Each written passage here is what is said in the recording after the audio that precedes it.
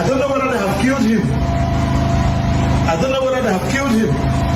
Because if somebody who is facing a criminal trial cannot have access to his lawyers, then people should ask questions. I'm making this video here in my house to tell the people that we are able to see Nnamdi Kanu. The people that are supposed to see Mazi Nnamdi Kanu today, that's Aloy Ejimako, Nnemeka Ejiofor, Patrick Agazie, Maxwell Opra, and Mandela Umeguro. These are the 5 lawyers that are supposed to go and see Mazi Nnamdi Kanu today. We wrote them a letter as usual. When they are Nigerians, they refuse us access to Nnamdi Kanu. I don't know whether they have killed him. I don't know whether they have killed him. Because if somebody who is facing a criminal trial cannot have access to his lawyers, then people should ask questions. I'm making this video here in my house to tell the people that we are unable to see Nnamdi Kanu. What a horrible news. This is no longer just a legal case. What is unfolding around Mazi Nnamdi Kanu is fast becoming a national and international disgrace, and it should give everyone a concern. When lawyers are denied access to their client, when an appeal process is stalled by distance and silence, and when questions begin to rise about a detainee's welfare, the issue ceases to be about one man. It becomes a test of a nation's commitment to justice, due process, and human rights. The alarm raised by Kanu's legal team is not routine. It is a warning that something is deeply wrong, and that the consequences of inaction could be far-reaching and irreversible. In this analysis, we examine the disturbing development surrounding Mazi Nnamdi Kanu's detention, the legal implications of denying him access to appeal, and the dangerous path Nigeria risks walking if this situation is allowed to continue unchecked. Now, here is the news. A very troubling development. Nnamdi Kanu's lawyer denied access in Sokoto prison. A very horrible development has emerged as Maxwell Opara, a lawyer to Mazi Nnamdi Kanu, has cried out over the continued denial of access to his client at the Sokoto Correctional Facility. Opara expressed deep concern, openly questioning whether Mazi Nnamdi Kanu is still alive or whether something far more than sinister has happened.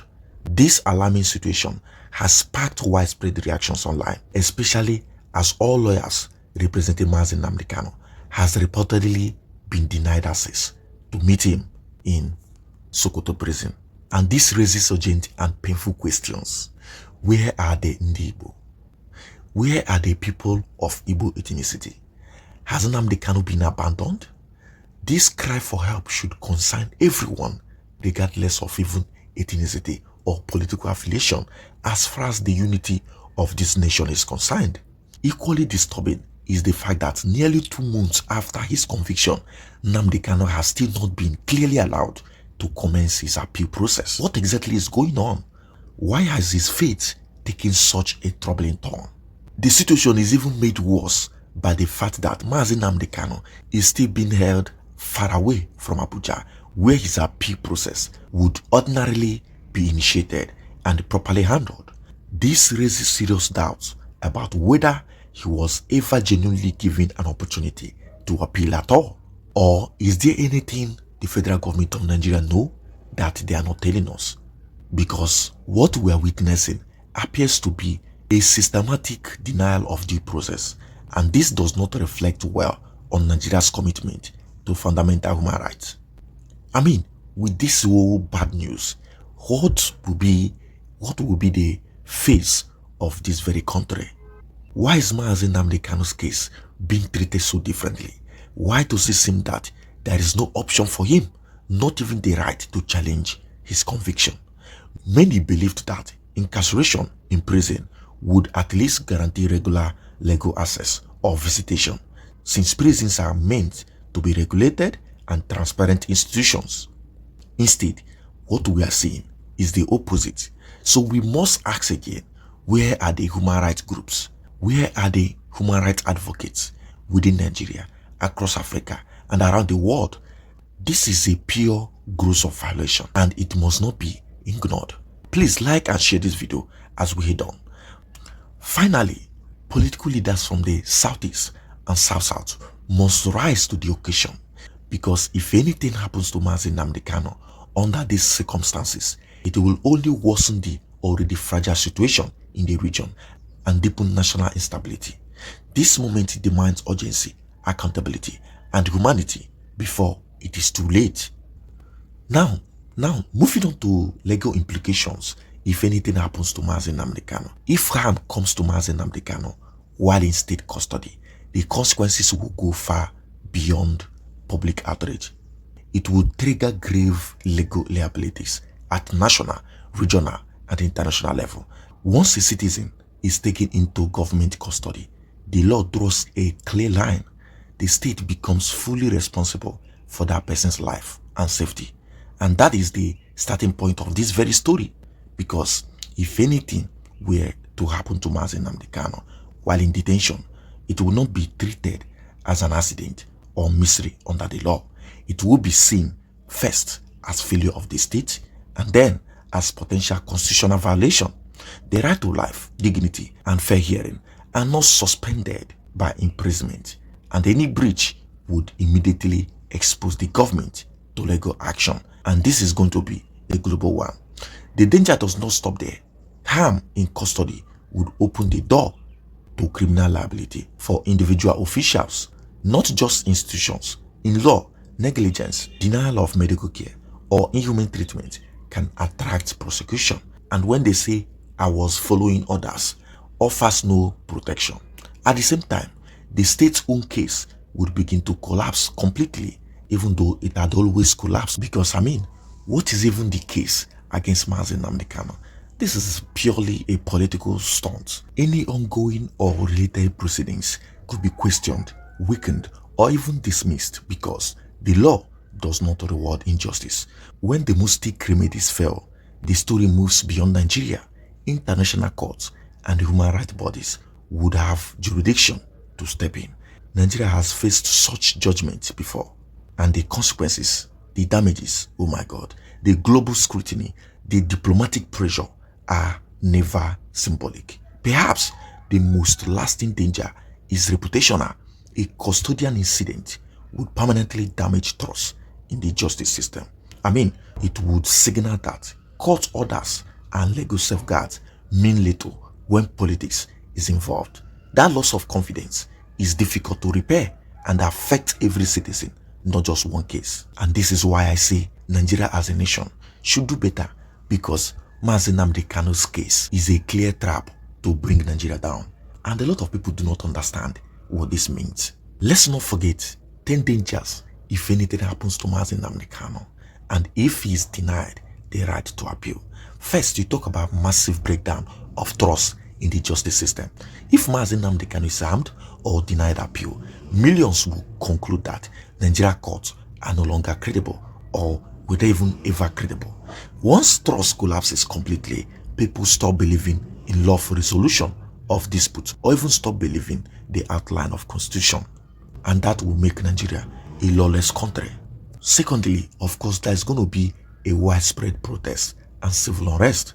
His supporters are emotionally vested in this very case, and any negative outcome could trigger large-scale protests, shutdowns, and clashes, especially in the southeast, the region where Nnamdi Kanu hails from.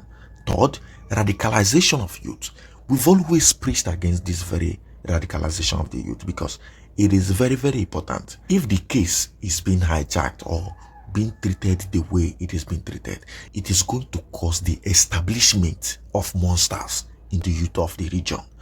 Peaceful supporters may lose faith in dialogue and legal processes, pushing some toward extreme positions. History shows this is how movements hardened. Fourth, increase in security in the southeast. Already fragile security conditions could deteriorate further, overwhelming local communities, security agencies, and economic life. Fifth, ethnic polarization. The narrative of exclusion and injustice against Igbo could deepen ethnic mistrust nationwide, worsening already strained inter-ethnic relations. Sixth, you have international condemnation and sanction pressure, human rights organizations, foreign governments, and international courts could escalate actions against Nigeria, affecting diplomacy, aid, and investment. Seventh, you have damage to Nigeria's democratic image. Nigeria's claim to democratic norms rallies heavily on due process, so denying appeal rights undermines that claim and weakens its leadership role in Africa. 8, you have political fallout in the southeast and south-south. Regional leaders who remain silent risk losing legitimacy among their own people, creating political instability and voter backlash. 9th, you have precedent of selective justice.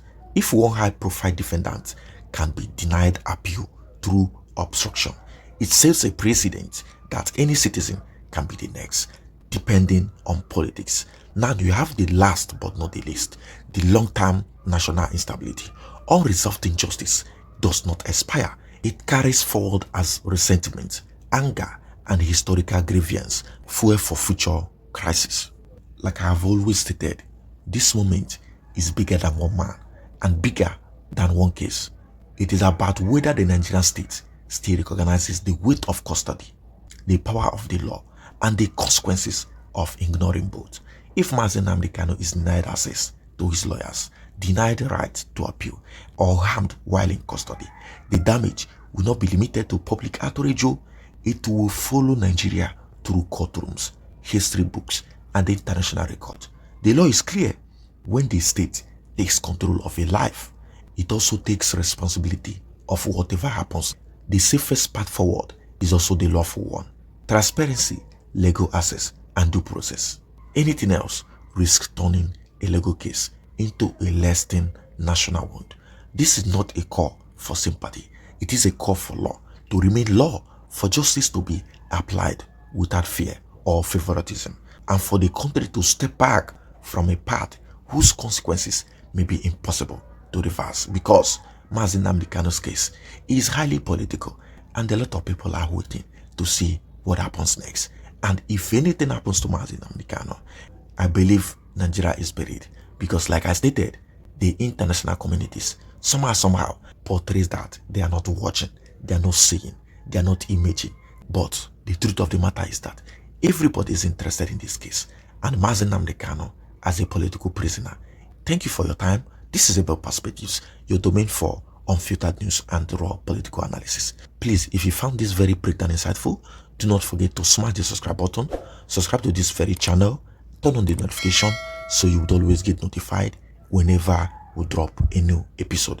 And please, do not forget to leave us with your opinion as we wait to see what happens next. That is all for tonight.